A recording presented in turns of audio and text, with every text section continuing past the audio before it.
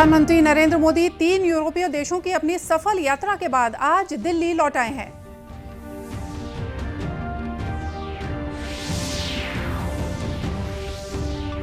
केंद्रीय गृह राज्य मंत्री ने कहा कि माओवाद के खात्मे के लिए केंद्र सरकार लगातार प्रयास कर रही है।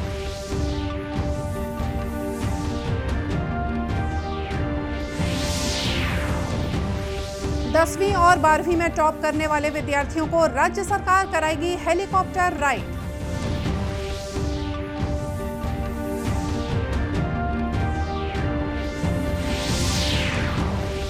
और शहीद जवान सालिक राम मरकाम को राजकीय सम्मान के साथ दी गई अंतिम विदाई।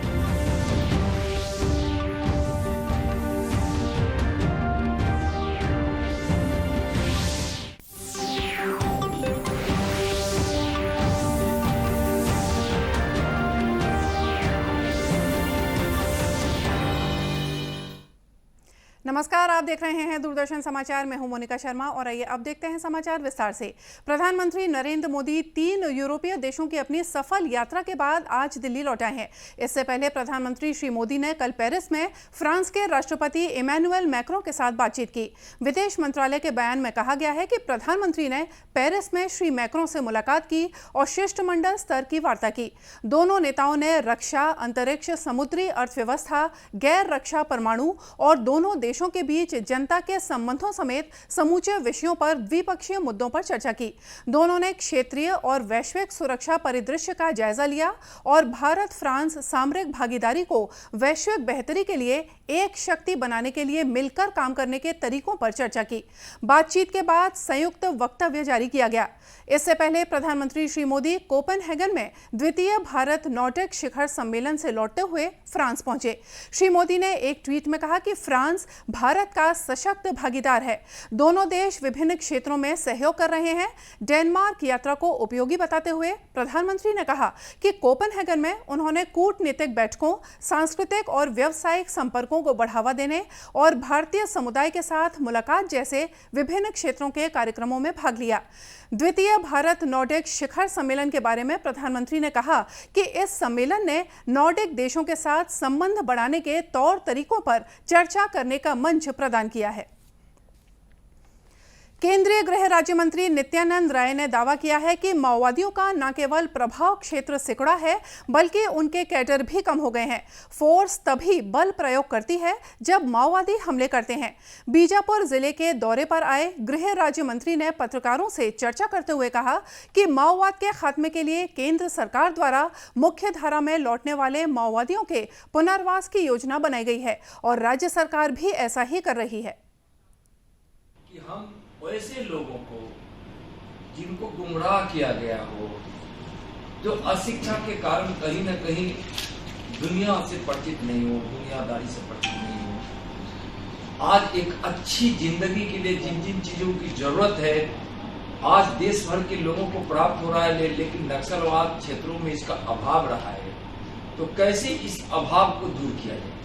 हम आह्वान भी करना चाहेंगे, अनुरोध करना चाहेंगे कि जो नक्सलवाद की नीति को जो अपनाए हैं। गृह राज्य मंत्री ने यह भी कहा कि माओवाद के खात्मे के लिए सड़क, बिजली, पानी, अस्पताल सहित दूसरी मूलभूत सुविधाएं गांव तक मुहैया कराई जा रही हैं।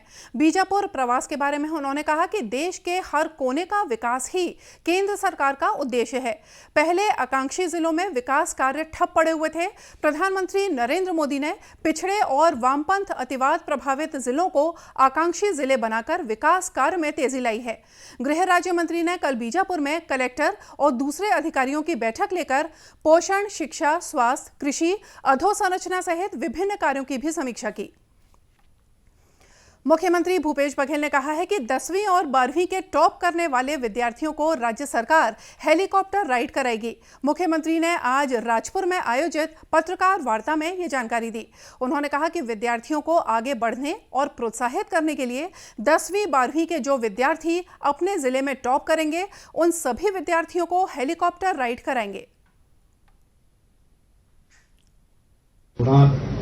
तो बच्चों को आगे बढ़ाने के लिए, प्रोत्साहित करने के लिए 10वीं 12वीं के जो बच्चे जो जिले में टॉप करेंगे, उन सब बच्चों को जो अपने अपने जिले में 10वीं और 12वीं में जो टॉप करेंगे उन बच्चों को हेलीकॉप्टर राइड कराएंगे, ताकि अन्य छात्र छात्राएं भी प्रोत्साहित हो और उनके सपनों को उड़ान मिले, उनका सम्मान हो।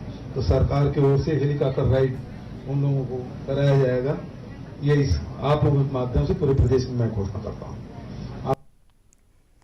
मुख्यमंत्री ने यह भी कहा कि प्रदेश में अब राज्य सरकार गौमूत्र भी खरीदेगी। इसे परिष्कृत कर दवाइयां भी तैयार की जाएंगी। इससे महिलाओं और ग्रामीणों की आय बढ़ेगी।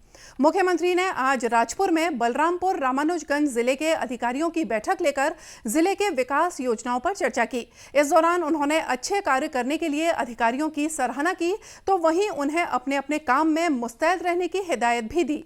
मुख्यमंत्री ने अधिकारियों से कहा कि राज्य सरकार की विकास अवधारणा के केंद्र में सबसे गरीब व्यक्ति है। अधिकारी ये सुनिश्चित करें कि आम जनता को शासन की योजनाओं का पूरा लाभ मिले। मुख्यमंत्री ने आज राजपुर में 31 करोड़ रुपए से ज्यादा के विभिन्न विकास कार्यों का लोकार्पण और भूमि पूजन भी किया। भारतीय जनता पार्टी के पूर्व अध्यक्ष कुशाभाऊ ठाकरे की जन्म शती के अवसर पर कुशाभाऊ ठाकरे जन्म शताब्दी कार्य विस्तार योजना आज से प्रदेश में शुरू हो गई है। इसके तहत विभिन्न बूथों और कार्य विस्तारक शक्ति केंद्रों में 20 मई तक कार्यक्रम आयोजित किए जाएंगे। इस दौरान प्रदेश के प्रमुख पदाधिकारी शक्ति केंद्रों में जाकर कार्यकर्ताओं से अपने बूथ और शक्ति केंद्र को और मजबूत करने पर चर्चा करेंगे।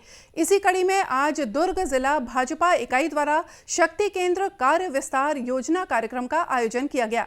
इस अवसर पर राज्यसभा सांसद डॉक्टर सरोज पांडे ने सिकोला भाटा पटरी पर मंडल में जाकर मंडल कार्यकर्ताओं की बैठक ली और कार्यकर्ताओं से प्रत्येक बूथों तक जाने का आह्वान किया।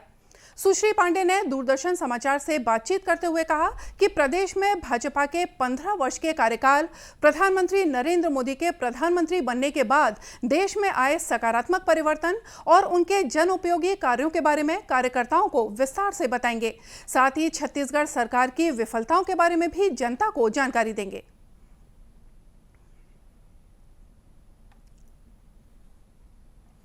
कार्य विस्तार योजना के तहत आज पटरी पार मंडल में मेरा स्वयं का आना हुआ है। भारतीय जनता पार्टी के द्वारा कार्य विस्तार योजना की 5 तारीख से शुरुआत हो रही है, जो आने वाले 20 तारीख तक चलेगी। ये योजना हम प्रधानमंत्री जी की योजनाओं को लेकर जनता के बीच में जा रहे हैं, बूथ पर जा रहे हैं और हम मानते हैं कि बूथ जीता चुनाव जीता। हमारे बूथ को मजबूत करने के लिए हमारे भारतीय जनता पार्टी के सभी कार्यकर्ता इसमें शामिल हो रहे हैं और आने वाले समय में हम अपने बूथ पर हमारे प्रधानमंत्री जी की तमाम योजनाओं को लेकर जनता के बीच में जाएंगे। इस अवसर पर केंद्र सरकार की विभिन्न योजनाओं के लाभार्थियों के घर जाकर चर्चा भी की गई। नारायणपुर और दंतेवाड़ा सीमावर्ती क्षेत्र तालुर गुफा में कल माओवादियों के साथ हुई मुठभेड़ में शहीद जवान सालिक राम मरकाम को आज राजकीय सम्मान के साथ अंतिम विदाई दी गई। शहीद जवान के पार्थिव शरीर को कल रात कांकेर जिले में स्थित उनके गृह ग्राम चवेला लाया गया। शहीद जवान के अंतिम दर्शनों के लिए बड़ी संख्या में ग्रामीण गृह ग्राम चवेला पहुंचे। आज सुबह प्रशासन द्वारा शहीद जवान को गार्ड ऑफ ऑनर दिया गया। इसके बाद शहीद जवान के बड़े पुत्र ने अपने पिता को मुखाग्नि दी। इस दौरान क्षेत्रीय विधायक मनोज मंडावी समेत अनेक जनप्रतिनिधि मौजूद थे। राष्ट्रव्यापी टीकाकरण अभियान के तहत देश में अब तक 189 करोड़ 63 लाख से ज्यादा कोविड रोधी टीके लगाए जा चुके हैं। वहीं देश में कोरोना से स्वस्थ होने की दर 98.74% हो गई है। इधर छत्तीसगढ़ में भी कोरोना संक्रमण की दर लगातार घट रही है। प्रदेश की पॉजिटिविटी दर 0.15% पर आ गई है। कल प्रदेश में 5 व्यक्ति कोरोना संक्रमित पाए गए। 25 जिलों में कल कोरोना का कोई भी नया मामला सामने नहीं आया है। वर्तमान में 45 मरीजों का इलाज विभिन्न अस्पतालों या होम आइसोलेशन में चल रहा है। वहीं प्रदेश में कोरोना से बचाव के लिए टीकाकरण अभियान जोर शोर से जारी है। केंद्र सरकार की वोकल फॉर लोकल को बढ़ावा देने और स्व सहायता समूहों की महिलाओं को आर्थिक रूप से सशक्त बनाने के उद्देश्य से उनके द्वारा निर्मित उत्पादों को बाजार उपलब्ध कराने के लिए राजनांदगांव में सी मार्ट की स्थापना की गई है। महापौर हेमा देशमुख ने फीता काटकर सी मार्ट का शुभारंभ किया।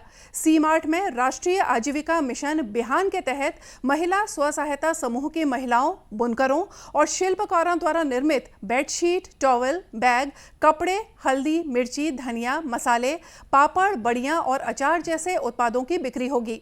इस अवसर पर महापौर ने कहा कि सरकार जमीनी स्तर पर कार्य करने वाले महिला स्व सहायता समूहों को सशक्त बनाने की दिशा में कारगर प्रयास कर रही है। उन्होंने महिला समूह के लिए और जमीनी स्तर से काम करने वाली महिलाओं को सशक्त बनाने के लिए ये सी-मार्ट का ओपनिंग का आदेश दिया। इसी के तहत आज राजनांदगांव नगर निगम के क्षेत्र में हमारा नीलगिरी पार्क में एक भवन था जिसको हमने सी-मार्ट के लिए दिया। आज ऐसे प्रोडक्ट हमारे सामने बिक रहे हैं, जैसे हमारी बहन वो हल्दी, मिर्ची, धनिया बेच रही है, कुछ महिलाएं बैग तैयार की हैं, तो कुछ महिलाएं पापड़ बड़ी भी बना के रखे हैं। तो आर्थिक रूप से सुदृढ़ करने वाला ये मार्ट आगे चलकर महिलाओं को सशक्त करेगा। कलेक्टर तारण प्रकाश सिन्हा ने कहा कि मुख्यमंत्री की मंशा के अनुरूप जिले में महिला स्व सहायता समूहों के उत्पादों को राजनांदगांव शहर में विक्रय के लिए स्थान उपलब्ध कराया गया है। इससे समूह की महिलाएं लाभान्वित होंगी। राज्य शासन और माननीय मुख्यमंत्री जी की मंशा थी कि जिले के जो महिला स्व सहायता समूह या अन्य भी जो प्रोडक्ट हैं उनके लिए राजनांदगांव शहर में एक ऐसा स्थान हो जहां पर स्थानीय उत्पादों को विक्रय के लिए उपलब्ध कराया जा सके और उनको आसानी से मार्केट उपलब्ध हो सके। इसके लिए नगर निगम राजनांदगांव के सहयोग से सी-मार्ट खोला गया है और इसके लिए हम विशेष तौर पे महापौर महोदया के आभारी हैं कि उन्होंने बहुत प्राइम लोकेशन की जगह सी-मार्ट के लिए दी है और इससे उम्मीद है कि स्थानीय जो प्रोडक्ट हैं उनको बिक्री के लिए स्थान मिलेगा। समृद्धि महिला स्व सहायता समूह चैथोक परी की महिलाओं ने प्रशासन का धन्यवाद देते हुए कहा कि एक ही छत के नीचे बाजार उपलब्ध होने से उन्हें अपने उत्पादों के विक्रय के लिए भटकना नहीं पड़ेगा। सोच रखें कि महिला समूह बहुत बना था, लेकिन हमार महिला बहनी मन सिर्फ पैसा ले थे, जमा करा थे, यही काम रही थे। तो हम एक सोच रखें हमार सबो बहनी मिल के 20 जन महिला समूह इकट्ठा हुए। ओकर बाद एक ही छत के नीचे हम 5 मशीन लगाएं। सबसे पहले तो हमार बहनी मन अंशदान 30-30 हज़ार अपन लगईस। ओकर बाद फिर अपन शासन के तरफ से हम लोन लेहन और ओकर बाद इतना अच्छा 5 नहीं हम 8-10 प्रोजेक्ट चलात हन, मतलब बनात हन। उल्लेखनीय है कि राज्य शासन द्वारा समूह की महिलाओं और पारंपरिक कुटीर उद्योग द्वारा निर्मित उत्पादों को बाजार उपलब्ध कराने के लिए सी-मार्ट की व्यवस्था की गई है। और आइए देखते हैं अंत में मुख्य समाचार एक बार फिर से।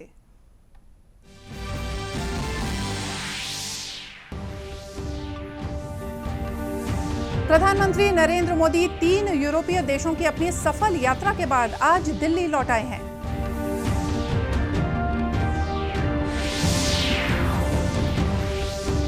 केंद्रीय गृह राज्य मंत्री ने कहा कि माओवाद के खात्मे के लिए केंद्र सरकार लगातार प्रयास कर रही है।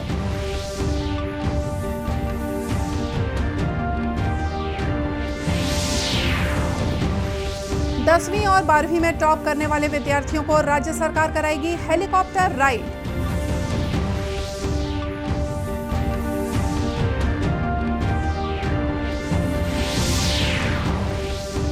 और शहीद जवान सालिक राम मरकाम को राजकीय सम्मान के साथ दी गई अंतिम विदाई।